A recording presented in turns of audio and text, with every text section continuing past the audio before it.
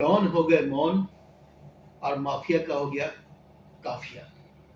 एक तरह से बिहार में जब से भूमि सर्वेक्षण हुआ है तब से भूमि का लूट, जमीन की लूट कम होने लगी है। ऐसा नहीं कि बिल्कुल खात्मा हो गया इस चीज का, परंतु काफी हद तक इसमें सुधार देखने को मिला है। एक एक भी जमीन का ऐसा हिस्सा नहीं है जिसको गलत तरीके से कोई अपराधी हथिया दे। ऐसे एक जमीन के मामले में मैं देख रहा हूँ, इसका खुद ही गवाह हूँ मैं। थोड़ा सा झंझट है, लेकिन कोई भी बड़ा से बड़ा डॉन और माफिया सुनने में आता है कि उस जमीन के पीछे आए, लेकिन सभी ने हाथ खड़े कर दिए। तो ये बिहार सरकार के लिए एक बधाई की बात है कि चलो कुछ तो अपराधियों के मन में या फिर डॉन के मन में या माफिया के मन में डर बैठा, और ये बहुत अच्छी बात है। परंतु इसी बीच एक खबर मैं आप लोगों को देना चाहूँगा। एक वृद्ध, एक बुजुर्ग, एक हेडमास्टर, एक राष्ट्रीय पुरस्कार प्राप्त हेडमास्टर के साथ ऐसी घटना हुई है जिसके बारे में मैं आपको सूचना जरूर देना चाहूँगा। और यहाँ पर कोई डॉन, कोई माफिया, कोई अपराधी इस चीज़ का लूट नहीं किया है। कुछ वृद्ध वृद्ध बुढ़िया औरतों का एक गैंग जो ये वृद्ध मास्टर के पीछे पड़ करके उससे 1-2 रुपए की नहीं, करोड़ों की लूट की है। कम से कम 2 से 2.5 दर्जन जमीनों का लूटपाट हुआ है और अलग अलग तरीकों से हुआ है, जिसको देख करके आदमी चकित रह जाए। अगर ये बात नहीं निकलती, नहीं खुलती, तो शायद किसी को विश्वास भी नहीं होता। यहाँ पे कुछ बुढ़ियाओं ने गैंग बनाया। ऐसे तो लूट की घटना बिल्कुल अलग है। लूट होती है, लाखों की होती है, करोड़ों की होती है। और ऐसा नहीं कि ये मास्टर साहब इकलौते बहुत अमीर आदमी थे। इनके अलावा पूरे पटना, बिहार, भारत जहाँ कहिए कई ऐसे अमीर हैं, लेकिन इनकी अमीरी के पीछे पड़ना या फिर इनके पैसों के पीछे पड़ना, अब एक हेड मास्टर सुन करके लगेगा कि मास्टर के पास कितना पैसा होगा। तो ये पैसे जो इनके पास जमा हुए, करोड़ों की संपत्ति, ये 1-2 दिन का जोड़ नहीं था। इनके परिवार, इनकी पत्नी जो कि खुद भी सरकारी सेवा में थी, अपने बाल बच्चों का, पुत्र पुत्रियों का, शादी ब्याह का, खान पान, पढ़ाई लिखाई सब में कटौती करके जमीन खरीदी। और ये बेटियों की शादी के लिए खासकर खरीदा गया था जमीन, कि बेटियों की शादी के समय या उच्च शिक्षा के लिए उपयोग किया जाएगा। परंतु इसी बीच जब 2016 में जब यह हेडमास्टर कृष्णा सिंह अपने बाल बच्चों के लिए, जो कि अब तक कुछ नहीं कर पाए थे, और उनकी पत्नी सारा सहयोग करके इनका पूरा परिवार बना दी थी, बसा दी थी, आज उसी में कुछ इन अपराधियों के साथ मिल करके और इन भिखमंगो, जो कि लुटेरा था, भीख मांग रहा था सामने से पर अंदर से लुटेरा था, जिसमें मंजू चंदू गिरोह, फुलझड़िया राजमणि गिरोह, ये सब गिरोह बना करके इस हेडमास्टर के साथ ऐसा लूट किया कि ये लूट की योजना जो थी और लूट का तरीका जो है ये बिल्कुल अलग है।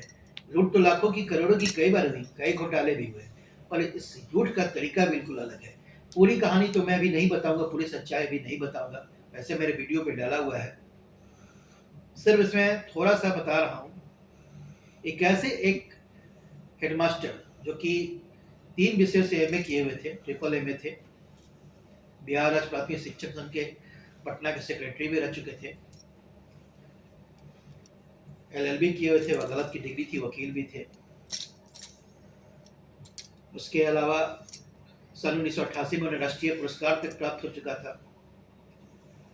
लगभग 4 दशक तक बच्चों को शिक्षा प्रदान किए। उनसे 2018, 2019, 2017, 18, 19 में ऐसे ऐसे तरीकों से लूटपाट की गई है कि देखने वाले भी अचंभित हो जाए। मामला अभी कोर्ट में चल रहा है, दानापुर सिविल कोर्ट में सिविल केस भी चल रहा है, आपराधिक मुकदमा भी चल रहा है। अंगूठे का निशान लगवा करके इतने पढ़े लिखे आदमी से करोड़ों की जमीन लूटपाट की गई और कई प्लॉट दान पत्र में भी लिए गए। और इन सब में खास बात है कि हर एक जमीन के पीछे मर्द, जो कि क्या कहूं मैं, किस चूड़ियां पहन करके ओढ़नी के पीछे छुप गया, या बुड़के में छुप गया, या कहां छुप गया, सिर्फ औरतों को, इन बुढ़ियाओं को कृष्णा सिंह के पीछे लगा दिया। अब 12 प्लॉट इकलौता शशि शेखर और दीपक की एक औरत जो है फुलझड़िया दान पत्र में लिखवा ली। अब चंद्रावती, जो बोले, मैंने बोला मंजू चंदू गिरोह, मंजू के साथ मिलकर चंदू और चंद्रावती ने छोटी मोटी पे चिट्ठी में लिखी है। 1974, 75, 76 की इसकी चिट्ठियां गवाही दे रही हैं कि किस बुरे हाल में रह रही थी, और सारे सबूत गवाह है मेरे पास इस चीज के। वो क्या किए, अपने पति को और लड़का को गवाह बना करके जमीन लूट ली। उसके अगले साल, उसमें देखिएगा कि कृष्णा सिंह वकालत का जो होता है कोट, वकील का कोट पहने हुए थे, तस्वीर में साफ नजर आ रही है। और उसके ठीक अगले साल कृष्णा सिंह, जो कि अंगूठा का निशान लगाए हुए हैं, और उसके जगह दीपक और शशि शेखर उनके जगह हस्ताक्षर बनाए हुए हैं। यह रजमनी सिंह ने यह लूटपाट में साथ दिया है। इस सब के पीछे मास्टरमाइंड तो मंजू और मंजुला प्रकाश है, उसका भाई दीपक और शशि शेखर, जो कि आरा जिला के पिपरा गांव के रहने वाला है, घरानी थाना क्षेत्र में आता है, कसाब बायत दुलारपुर पोस्ट ऑफिस पड़ता है, और इन सब पे वारंट भी निकला हुआ है। अब जल्दी ही सब जेल भी जाने वाला है। तो जो जो इसका सहयोग किया है वो भी अब सावधान हो जाए, क्योंकि जब जेल जाएगा तो हो सकता है भूतों का नाम खुलेगा। तो मैंने जैसे बताया कि 12 प्लॉट अकेले दीपक और शशि शेखर की घर वाली फुलझड़िया ने अपने नाम पे दान पत्र में लिखवा लिया। कृष्णा सिंह को मारपीट करके उनकी मानसिक अवस्था खराब करके,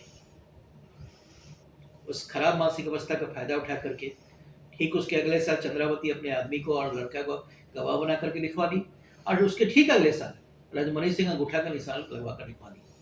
उसके बाद कानून को गुमराह करने के लिए यही मंजू और मंजुला प्रकाश आरा में 3 प्लॉट खरीदी, उसमें भी किसी न किसी औरत का नाम है, चाहे वो गीता हो चाहे कोई और हो। और एक और जमीन जो कि कृष्णा सिंह 1991 में खरीदी थी, और उसी जमीन को किसी आशा देवी को चौधरी के एक आदमी ने बेच दिया था। अब दीपक और शशि शेखर एक कोर्ट केस हार चुका है, दूसरा कोर्ट केस में भाग चुका है। वो उस जमीन को गलत तरीके से बेचने के लिए गया। अभी गांव वालों से ये बात पता चली, तो जमीन की जो अवैध तरीके से लूटपाट की जा रही है, खत्म करने की कोशिश की जा रही है। सरकार की इसके लिए सराहना की जानी चाहिए, परंतु अब ये पूरी रूप से खत्म नहीं हुआ है। और जब तक दीपक और मंजू जैसे अपराधी